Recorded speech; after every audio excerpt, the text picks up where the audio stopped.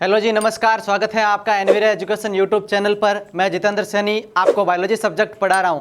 आज का जो अपना टॉपिक है वो एंडोक्राइन ग्लैंड से संबंधित है। उसका आगे का पार्ट आज हम लेंगे और अपना जो हार्मोन से रिलेटेड ये अपना पार्ट 3 है। हमने पार्ट फर्स्ट और सेकंड के अंदर अंतःस्रावी ग्रंथियों द्वारा स्रावित होने वाले हार्मोनों के बारे में पढ़ना आरंभ किया था। हमने मुख्य प्रकार की 6 अंतःस्रावी ग्रंथियों के बारे में चर्चा कर ली थी। उसके अंदर हमने हाइपोथैलेमस, पीयूष ग्रंथि, पीनियल ग्रंथि, थाइमस ग्रंथि, थायराइड ग्रंथि तथा पैराथायराइड ग्रंथि के बारे में चर्चा की और विशेष प्रकार के हमने अग्नाशय ग्रंथि के बारे में भी जानकारी प्राप्त कर ली है। तो प्यारे विद्यार्थियों, आज अपनी जो अगली ग्रंथि है वो है अधिवृक्क ग्रंथि। कौन सी है?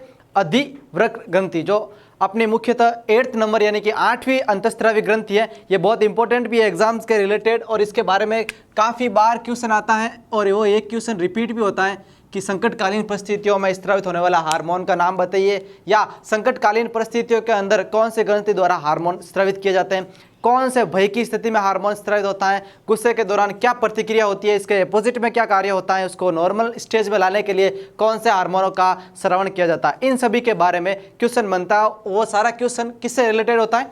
अधिवृक्क ग्रंथि या एड्रिनलिन ग्लैंड से होता है। पहले तो हम जानते हैं कि रिपीट करते थोड़ा कि एड्रिनलिन ग्लैंड कहाँ पर पाई जाती है। तो प्यारे विद्यार्थियों, अधिवृक्क ग्रंथि होती है वो अपने दोनों किडनी यानी कि दोनों वृक्क के ऊपर टोपीनुमा संरचना के अंदर पाई जाती है। हमने इसके बारे में चर्चा कर ली थी और ये भी जाना था कि इसके 2 पार्ट होते हैं। अगर इसके बारे में आपने नहीं देखा है तो पहले हमारे प्रीवियस वीडियो में जाके इसकी डिटेल और इसका इंट्रोडक्शन, इसकी बेसिक डिटेल को आप जाके देखें, फिर ये इसके हार्मोनों को जाने ताकि आपको अच्छे से समझ में आए। तो देखिए, आज हम अंतःस्रावी ग्रंथि की बात करते हैं अधिवृक्क के बारे में। तो एक बात हमेशा याद रखना कि जो अधिवृक्क ग्रंथि होती है, जो टोपीनुमा संरचना के अंदर पाई जाती है, इसके 2 भाग होते हैं। 2 भाग को समझने के लिए मैं आपको 2 राउंड करके बता देता हूं। यहाँ पर इसके 2 भाग कैसे? एक तो होता है इसका बाह्य भाग जिसे हम बोलते हैं कोर्टेक्स। क्या बोलते हैं? कोर्टेक्स। और एक इसका आंतरिक भाग होता है जिसे हम बोलते हैं मेड्यूला। क्या बोलते हैं? मेड्यूला। अब देखो, ये कोर्टेक्स और मेड्यूला क्या है, इसे समझने का प्रयास कीजिए। कोर्टेक्स मतलब होता है बाह्य वल्कुट। क्या होता है?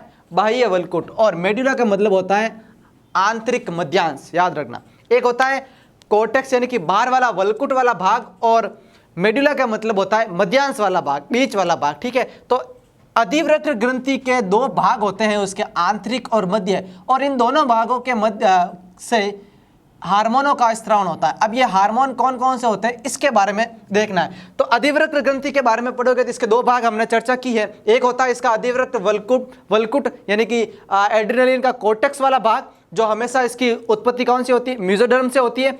और एक होता है अधिवृक्क मध्यांश एड्रिनलिन ग्लैंड का मेड्यूला, जो एक्टोडर्म से होता है। याद रखना, दोनों के अंदर एक ही इंपॉर्टेंट चीज है, इसका उद्गम क्षेत्र मेसोडर्म से और इसका एक्टोडर्म से। मेसोडर्म, एक्टोडर्म और एंडोडर्म 3 प्रकार की प्रारंभिक लेयर है जो एम्ब्रायोनिक स्टेज के अंदर बनती है, जिससे मानव शरीर का विकास होता है, या हम काफी बार समझते हैं कि भ्रूण का विकास होता है। तो अधिवृक्क वल्कुट और अधिवृक्क मध्यांश। तो पहले हम बात करेंगे जो वल्कुट वाला भाग है, इस वल्कुट वाले भाग से स्रावित होने वाले हार्मोनों के बारे में। तो आप सभी को पता है कि जो वल्कुट वाला यानी कि बाहर का जो भाग है, आपने आज तक इसके बारे में नहीं पढ़ा होगा, क्योंकि आपने एड्रिनलिन ग्रंथि जैसे ही नाम आती है तो आपके हार्मोन का नाम भी आ जाता है एड्रिनलिन हार्मोन। ऐसा नहीं है, इसके अंदर बहुत सारे ऐसे हार्मोन छोटे छोटे बहुत ही कम मात्रा में स्रावित किए जाते हैं, जो दूसरी ग्रंथियों के द्वारा भी स्रावित किए जाते हैं। तो उनमें यह सहयोग देता है, अपना कंट्रीब्यूशन देता है। ठीक है, तो अधिवृक्क वल्कुट द्वारा स्रावित होने वाला पहला अपना जो हार्मोन रहेगा, पहला हार्मोन कौन सा है? अपना पहला हार्मोन है मिनरेलोकॉर्टिकॉइड्स। अब देखो, ये अधिवृक्क का भाग भी है, क्योंकि इसके द्वारा एक हार्मोन का स्रावित किया जाता है, एल्डोस्टेरोन। किसका? एल्डोस्टेरोन का स्रावण किया जाता है। अब ये मिनरेलोकॉर्टिकॉइड्स होता क्या है? मिनरेलोकॉर्टिकॉइड्स करता क्या है कि अपने अंदर से एल्डोस्टेरोन का स्रावण करता है। किसका? एल्डोस्टेरोन का स्रावण करता है, या इसका मुख्य स्रावित या संगठित पदार्थ कौन सा है? एल्डोस्टेरोन है। अब ये एल्डोस्टेरोन क्या कार्य करता है? ये रुधिर तथा किडनी के अंदर खनिज आयनों की सांद्रता का नियमन करता है। किसका नियमन करता है? रुधिर तथा किडनी यानी वृक्क के अंदर खनिज आयनों की सांद्रता का नियमन करता है। और इसका जो मिनरेलोकॉर्टिकॉइड्स का मुख्य स्रावित पदार्थ कौन सा है? वो है एल्डोस्टेरोन। ठीक है, तो अधिवृक्क वल्कुट द्वारा स्रावित होने वाला पहला कौन सा हो गया हार्मोन? एल्डोस्टेरोन की बात कर ले तो भी एक ही बात है, या मिनरेलोकॉर्टिकॉइड्स जिसका पार्ट होता है इसकी बात करें तो भी एक ही भाग है। दोनों का पर्टिकुलर फंक्शन क्या है? पर्टिकुलर फंक्शन है रुधिर तथा किडनी के अंदर खनिज आयनों की सांद्रता का नियमन करना, ये इसका मेन फंक्शन भी हो गया। ऑप्शन में डायरेक्ट क्वेश्चन ऐसे मिलता है, निम्न में से कौन से हार्मोन द्वारा रुधिर तथा वृक्क में खनिज आयनों की सांद्रता का नियमन किया जाता है? उसके अंदर ऑप्शन आपको मिलेगा एल्डोस्टेरोन।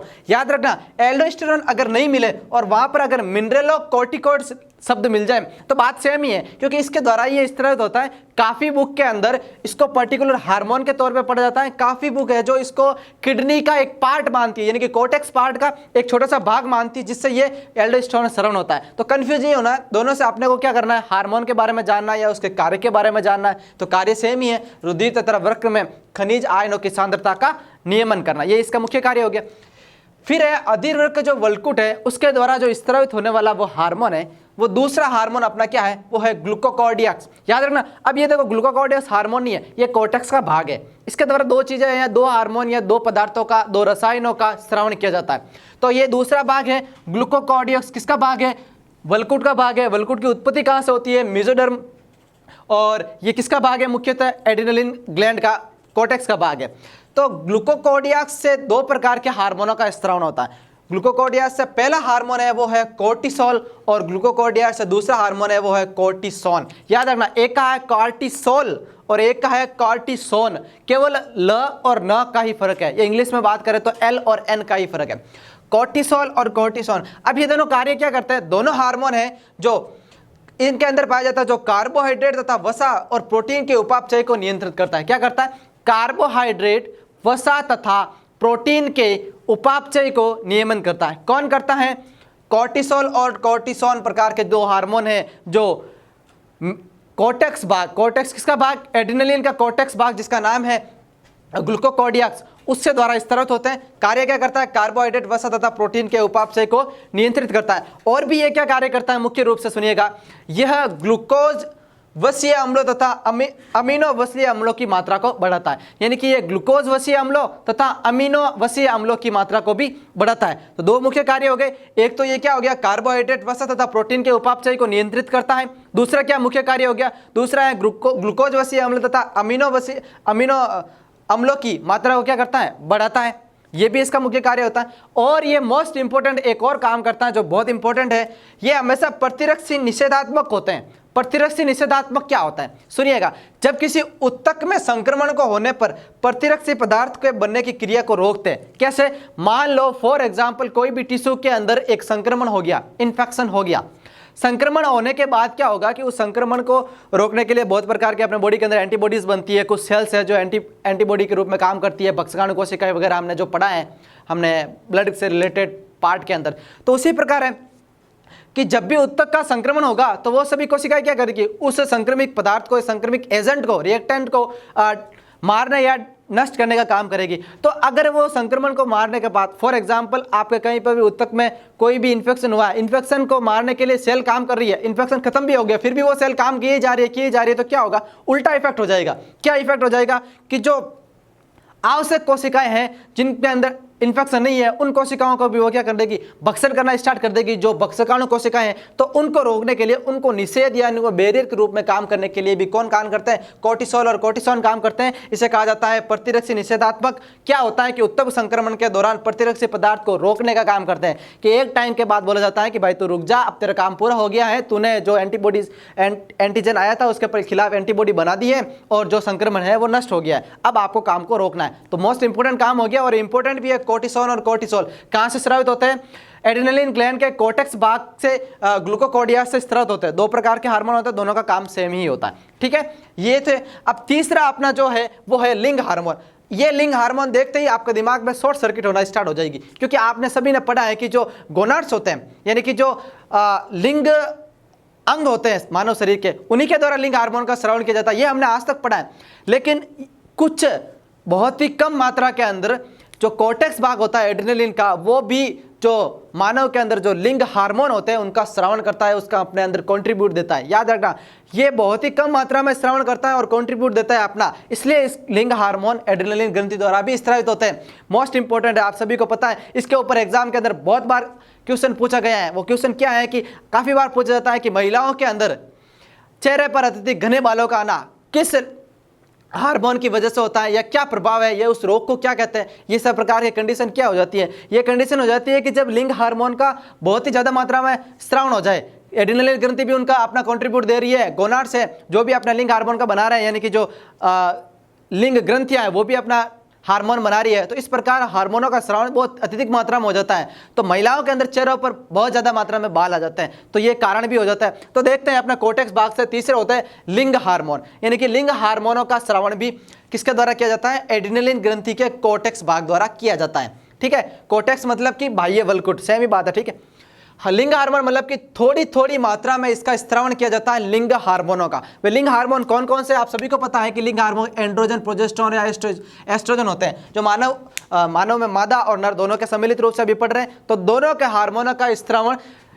कोर्टेक्स भाग द्वारा थोड़ी थोड़ी मात्रा में किया जाता है, याद रखना बहुत ही कम मात्रा में किया जाता है। लेकिन ये हार्मोनों का स्रावन बहुत अधिक मात्रा में हो जाए तो क्या होगा, यानी कि ये हार्मोन क्या करते हैं, लिंग हार्मोन ये है जो बाह्य जनन अंगों तथा यौन व्यवहार को प्रभावित करते हैं। किसको करते हैं, बाह्य जनन अंगों तथा यौन व्यवहार को प्रभावित करते हैं। बाह्य जनन अंग कैसे और यौन व्यवहार कैसे, कि आप सभी को पता है कि जो एक्सटर्नल सेक्स ऑर्गन्स है यानी कि बाह्य जनन अंग है उनका विकास मैच्योरेशन करवाते हैं, एंड जो भी यौन व्यवहार है, सेक्सुअल इंटरेक्शन है, आपका बिहेवियर है, उसको भी क्या करता है, ये इफेक्ट करते हैं, प्रभावित करते हैं। तो ये हार्मोन बहुत इंपॉर्टेंट है। लेकिन इसका एक नोटेट करके एक चीज आपको याद रखनी है, वो चीज क्या है कि स्त्रियों में इस हार्मोन की अधिकता से, स्त्रियों के अंदर यानी कि महिलाओं के अंदर इन हार्मोन की अधिकता से चेहरे पर बाल बढ़ने लग जाते हैं। क्या करने लग जाते हैं, स्त्रियों के अंदर इस हार्मोन की अधिकता से चेहरे पर बाल है जो वो बहुत ही मात्रा में बढ़ने या अत्यधिक मात्रा में बढ़ने लग जाते हैं, जिसे कहा जाता है दीर्घलोपता। और दीर्घलोपता बहुत बार एग्जाम के अंदर पूछा गया है, दीर्घलोपता क्या है, चेहरे पर अत्यधिक घने बालों का आना क्या कहलाता है। ये ऑप्शन रिपीट और रिपीट होता जाता है, याद रखना। दीर्घ यानी कि बहुत अधिक मात्रा में, लोपता का मतलब ये नहीं है कि कोई भी चीज का लोप होना, लोपता का मतलब है, दीर्घ लोपता का मतलब है कि कोई भी चीज है जिसका उद्गम या उसकी उत्पत्ति बहुत कम होनी चाहिए, उसकी मात्रा में बहुत ज्यादा मात्रा में हो रही है। दीर्घलोपता मतलब कि चेहरे पर घने बालों का आना, किसके, महिलाओं के अंदर, किसकी वजह से, ये सेक्स यानी कि लिंग हार्मोनों की वजह से। तो ये सारे जो मुख्य 3 प्रकार के हमने पढ़े हैं वो अधिवृक्क के वलकुट भाग यानी कि कोर्टेक्स द्वारा स्रावित होने वाले हार्मोन थे। ये बहुत इंपॉर्टेंट है, आजकल इनके ऊपर ज्यादा क्वेश्चन आते हैं, क्योंकि जो अधिवृक्क ग्रंथि है उसका मध्यांश है, उसके मध्यांश द्वारा जो हार्मोन स्रावित होते हैं वो सभी कॉमन बात हो गई है, क्योंकि उसके नाम से सिमिलर है और आजकल कंसेप्ट बेस्ड क्वेश्चन ज्यादा पूछे जाते हैं। तो अपना दूसरा क्या भाग है, अधिवृक्क ग्रंथि का दूसरा जो मध्य वाला भाग है जिसे कहा जाता है अधिवृक्क मध्यांश, जो एक्टोडर्म द्वारा निर्मित होता है, यानी कि एक्टोडर्म द्वारा इसका निर्माण होता है। तो अधिवृक्क द्वारा कौन कौन से हार्मोनों का स्रावन किया जाता है उसके बारे में देखते हैं। तो अधिवृक्क जो मध्यांश का भाग है उसके द्वारा 2 प्रकार के हार्मोनों का स्रावन किया जाता है। 2 प्रकार के कौन से हार्मोन होते हैं, सुनिएगा। आपको पता है कि अधिवृक्क मध्यांश द्वारा एक हार्मोन होता है एड्रिनलिन हार्मोन और एक होता है नॉर एड्रिनलिन हार्मोन। इसको समझने के लिए थोड़ा सा आप मेरी बात को गौर से समझिएगा, इनके दोनों का कार्य पता चल जाएगा। आपने एड्रिनलिन हार्मोन के बारे में पढ़ा है कि ये संकटकालीन परिस्थितियों में मानव को तैयार करता है, गुस्सा, भय वह स्थिति में या अचानक लेने वाले रिएक्शन एजेंट या एक्शन लेने की प्रतिक्रिया में ये मानव शरीर के अंदर क्या होता है, स्रावित होता है, और जिसके अंदर अत्यधिक मात्रा में बहुत ही कम समय में डिसीजन लेने की क्षमता पाई जाती है। ये सारी चीज़ें हमने बहुत ही छोटी क्लास के अंदर या बेसिक तौर पर पढ़ी है। लेकिन एड्रिनलिन हार्मोन ये चीज़ें करता है, हाँ हमने पता है ये सारी चीज़ें वो करता है। लेकिन अब थोड़ी देर बाद में आपने कभी देखा है कि आपको जब भी गुस्सा आता है तो गुस्सा आने के बाद में थोड़ी देर बाद में आपका गुस्सा शांत भी होता है, तो कोई ना कोई अंदर ऐसी कुछ कार्य हुआ, अंदर कुछ ऐसे हार्मोन स्रावन हुआ, अंदर कुछ ऐसे रिएक्शंस हुए, अंदर कुछ ऐसे रसायनों का स्रावन हुआ, जिसकी वजह से क्या हुआ कि उस गुस्सा होने की स्थिति को कंट्रोल कर लिया और उसको क्या कर दिया, उसको वापस नॉर्मल स्टेज में लाके रख दिया। तो उसको भी कोई ना कोई कार्य है जो क्या करता होगा, रेगुलेट करता होगा, उसको नियंत्रित करता होगा, तो उसका नाम है नॉर एड्रिनलिन। अब ये होता क्या है कि एड्रिनलिन हार्मोन अगर गुस्सा दिलाता है तो नॉर एड्रिनलिन हार्मोन उसको वापस ठंडा करता है। ठंडा कैसे, कि आपको पता है कि जब भी कोई भी संकटकालीन परिस्थितियां होने पर आप अचानक एक्शन लेते हो और जैसे ही स्थिति सामान्य हो जाती है तो आपके शारीरिक यानी कि शरीर के अंदर जो व्यवहार अपने आप को महसूस होता है वो भी नॉर्मल हो जाता है, भय की स्थिति नहीं होती है। तो उस समय क्या होता है कि नॉर एड्रिनलिन हार्मोन सीक्रेट होता है। बात पता चल गई।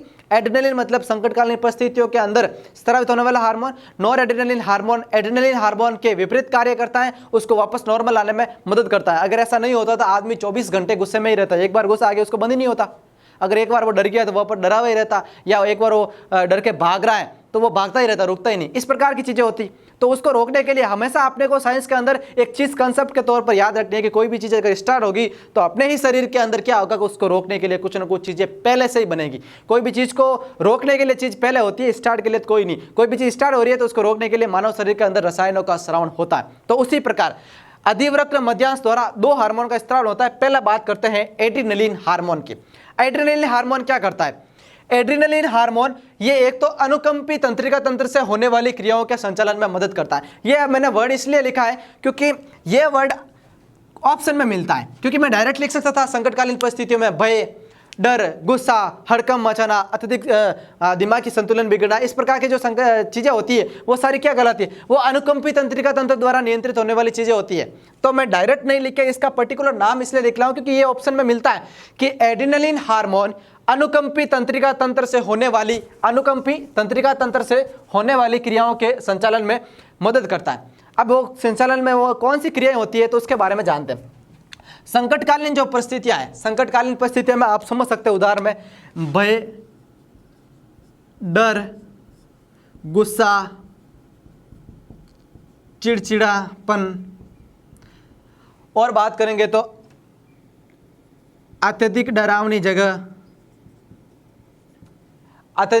जगह, मानसिक असंतुलन।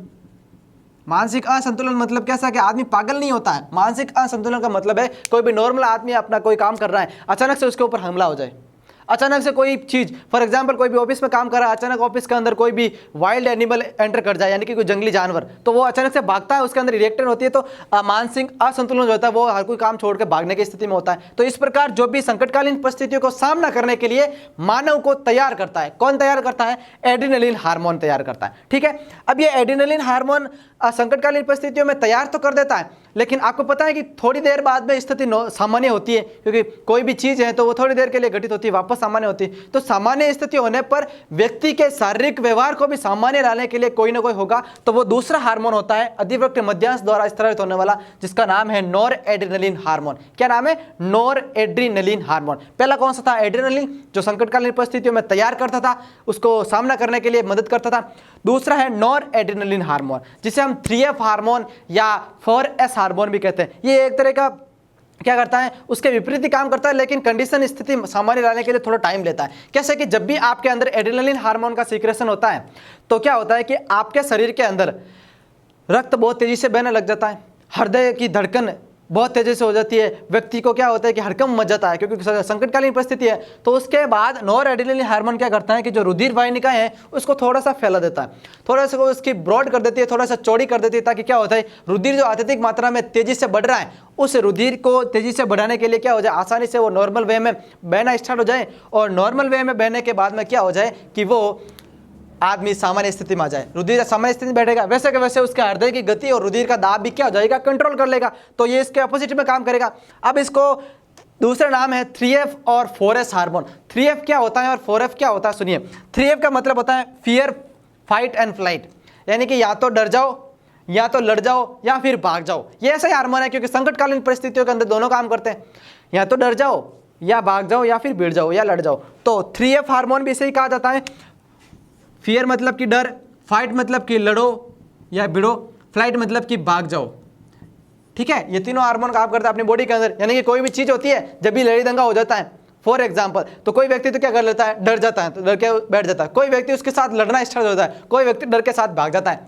तो ये तीनों काम किस में होते हैं? नॉर एड्रिनलिन हार्मोन के विपरीत काम करते हैं।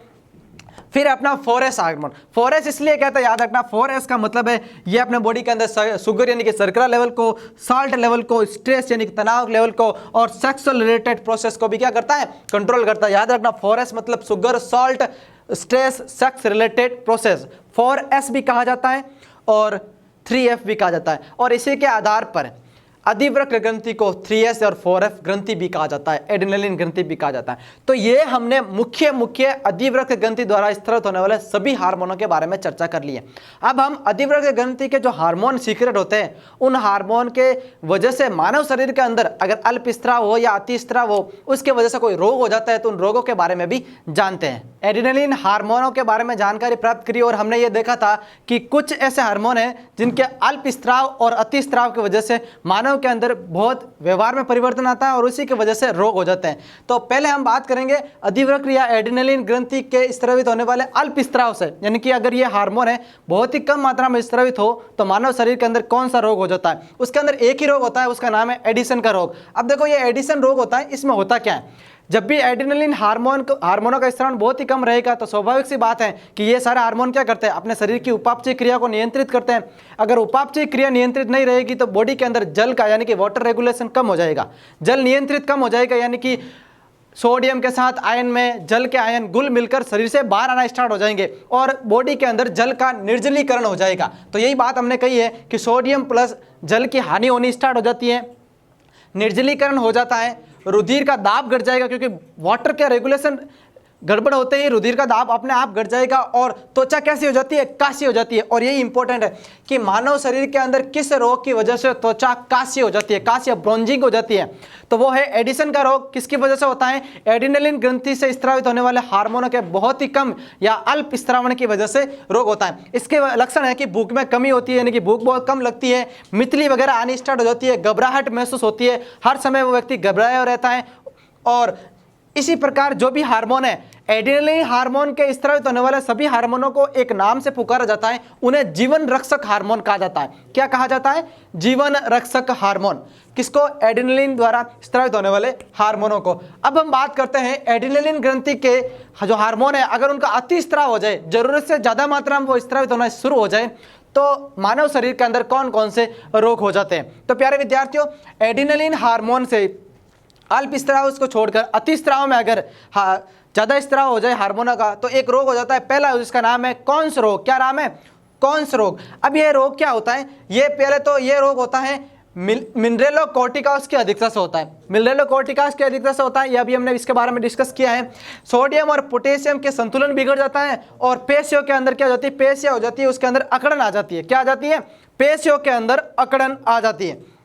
किसकी वजह से होता है, मिनरेलोकॉर्टिकॉइड्स की वजह से पेशियों के अंदर अकड़न आ जाती है, सोडियम और पोटेशियम का संतुलन बिगड़ जाता है। अगला जो अपना है वो है कुशिंग रोग। क्या नाम है, कुशिंग रोग। मोस्ट इंपॉर्टेंट डिजीज है एड्रेनलिन ग्लैंड से होने वाली, क्योंकि इसमें क्या होता है कि त्वचा व हड्डियों में अनियमितता हो जाती है, या तो त्वचा में खिंचापन आ जाता है, यानी कि त्वचा टाइट हो जाती है और हड्डियां बाहर की तरफ गिरती हुई या लटकती हुई नजर आती है, क्योंकि हड्डियां जो त्वचा को बेध कर बाहर आना ऐसा प्रतीत होता है। या फिर त्वचा अत्यधिक मात्रा में ढीली हो जाती है, जिससे क्या हो जाता है कि शारीरिक संतुलन बिगड़ जाता है। ये रोग कौन सा है, कुशिंग रोग है।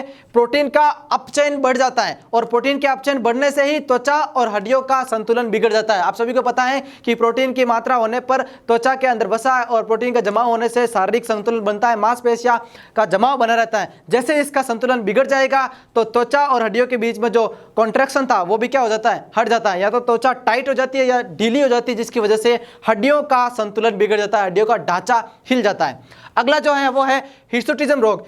आप सभी ने देखा होगा कि हिर्सुटिज्म रोग होता क्या है कि चेहरे पर अत्यधिक मात्रा में दाढ़ी मूंछ का आना। वो सेक्सुअल एडिक्शन कोई जरूरी नहीं है, कैसे कि नर व मादा कोई जरूरी नहीं है, महिलाओं के ऊपर भी क्या होता है, चेहरे के ऊपर अत्यधिक मात्रा में दाढ़ी और मूंछ का आ जाना। अब ये क्या होता है कि जब एड्रेनलिन हार्मोन होता है वो बहुत ही ज्यादा मात्रा में स्रावित हो जाए, जैसे ही एड्रेनलिन हार्मोन बहुत ही मात्रा में स्रावित हो जाएगा तो महिलाओं के अंदर भी आपको पता है कि अत्यधिक मात्रा में चेहरे पर दाढ़ी मूंछ का आ जाएंगे और काफ़ी बार महिलाओं के अंदर ऐसे परिवर्तन आ जाते हैं जिसकी वजह से वो महिलाएं क्या हो जाती है, बांझ हो जाती है, यानी कि वो फिर अपने संतान उत्पन्न की उनके अंदर क्षमता नहीं होती है, बंदी हो जाती है, स्टेराइल हो जाती है।